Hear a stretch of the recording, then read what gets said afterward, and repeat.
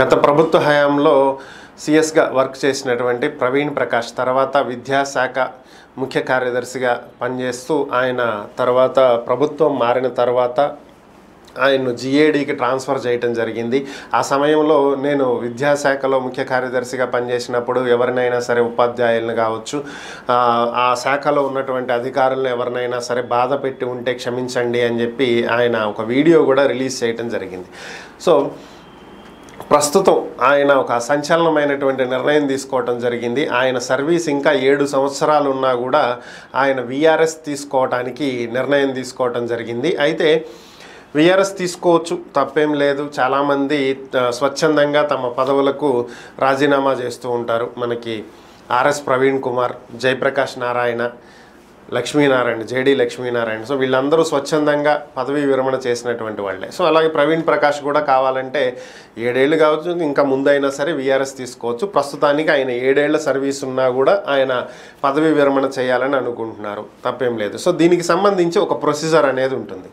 ఆయన ప్రస్తుతం ఏ విభాగంలో ఉన్నారో దానికి సంబంధించినటువంటి అధికారులను నేరుగా కలిసి ఒక అప్లికేషన్ ఇవ్వాల్సి ఉంటుంది. నేను ఈ విధంగా ఈ కారణాల చేత వాలంటరీ రిటైర్మెంట్ తీసుకోవాలనుకుంటున్నాను, కాబట్టి నా రాజీనామాని ఆమోదించండి అని చెప్పి ఆయన ఒక లెటర్ పెట్టుకోవాల్సి ఉంటుంది.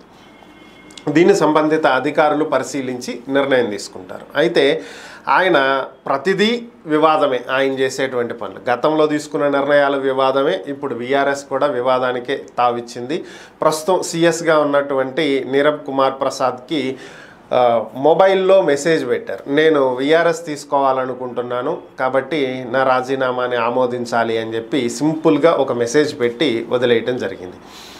సో దీన్ని సిఎస్ పెద్దగా సీరియస్గా తీసుకున్నప్పటికీ కూడా ప్రొసీజర్ అయితే ఫాలో అవ్వాలి కదా.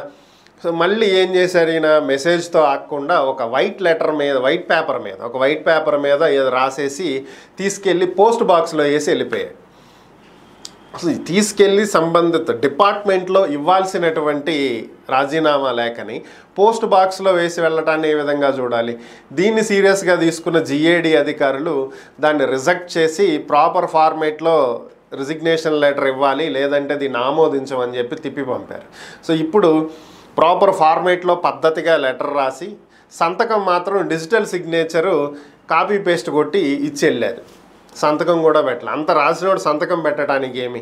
సో దాన్ని కూడా డిజిటల్ సిగ్నేచర్ అటాచ్ చేసి పంపించడం జరిగింది. సో మరి దీన్నన్నా ఆమోదిస్తారా, లేదంటే దీన్ని కూడా పక్కన పడేసి మళ్ళీ సంతకం పెట్టి తీసుకురమ్మంటారా? మరి ఏం జరిగిద్దో చూడాలి. విఆర్ఎస్ తీసుకుని వెళ్ళిపోవాలి అనుకున్నప్పుడు పద్ధతిగా ఆయన ఒక ఐఏఎస్ఏ కాబట్టి ఒక ప్రొసీజర్ ఫాలో అయ్యి ఆయన అనుకున్న ప్రకారం ఇచ్చి వెళ్తే బాగుంటుంది. ప్రతిదీ ఒక వివాదరహితంగా వెళ్తే బెటర్గా ఉంటుంది, కానీ ప్రతిదాన్ని వివాదం చేసుకుంటే ఇలాగే ఉండేటువంటి పరిస్థితి.